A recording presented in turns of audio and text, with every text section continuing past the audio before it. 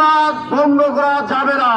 এই সন্ত্রাসী যারা 24-এর বিপ্লবীর মাথায় গুলি করেছে, বাংলার মানুষ এটা মেনে নেবে না। প্রশাসনের এটা চরম ব্যর্থতা। ইনকিলাব মঞ্চের আহ্বায়ক ওসমান হাদির উপর যে সন্ত্রাসী হামলা চালানো হয়েছে এর তীব্র নিন্দা জানাই। আজকে তাকে হত্যার উদ্দেশ্যে যে সন্ত্রাসীরা হামলা চালিয়েছে, প্রকাশ্য আদালতে রাজপথে যদি একজন নেতার উপর হামলা চালায় তাহলে সাধারণ মানুষের জন্য নিরাপত্তা কোথায়?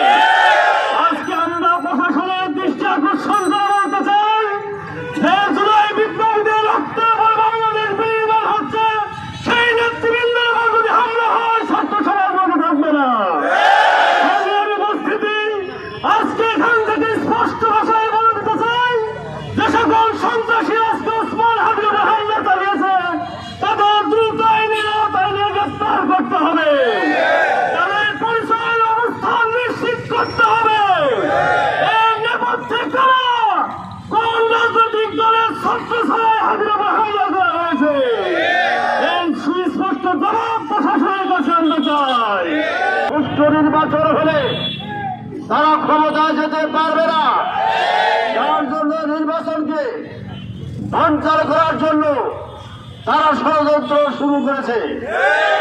প্রিয় ভাই সব, ওসমান হাদি একজন বলিষ্ঠ কণ্ঠস্বর চাঁদাবাজের বিরুদ্ধে, লুটপাটের বিরুদ্ধে, দেশে অরাজকতা সৃষ্টিকারীর বিরুদ্ধে অনবরত সে বক্তব্য দিয়ে যাচ্ছে।